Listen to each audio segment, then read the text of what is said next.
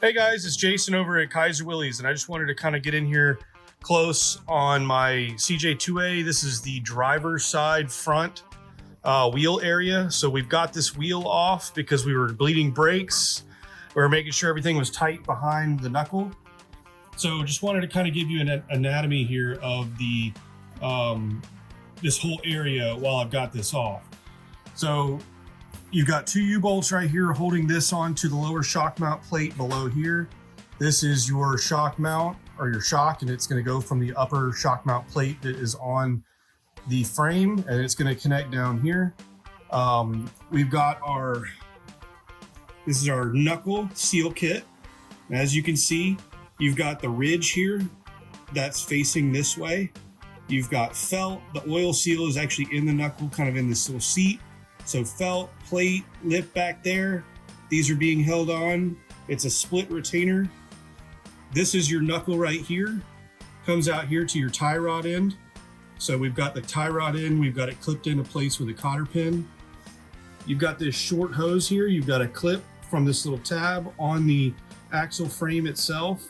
And then you've got this short hose, which has female connectors on each side. You've got a brake line going into this side, being held in with a clip. This comes up here to this shield piece right here, which sits on top of your kingpins. From here, you have a clip. You can see this clip is in place. You've got a little S-tube that then comes down here to your wheel cylinder. It's connected directly into the wheel cylinder. Then you've got your bleeder valve up here, and these are your two mounting studs for the wheel cylinder, which is inside of your backing plate. Then here, we've got our drum. You adjust your brakes in two different spots. These upper adjusting eccentrics kind of move the brake shoes closer or further away from the drum surface. And these lower ones down here, those are going to kind of shift everything sort of up and down. What we've done here, this is our hub. We have an 1.25 inch wheel spacer. That's going to give you a little bit more room so that when you turn your tires up against the frame, it doesn't rub as early.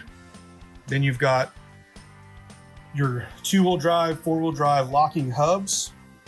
So basically right here, it's in 2-wheel drive, and lock it in 4-wheel drive right there. So yeah, this is the anatomy of the wheel hub area, the drum area, the axle, knuckle, all of that for this CJ-2A.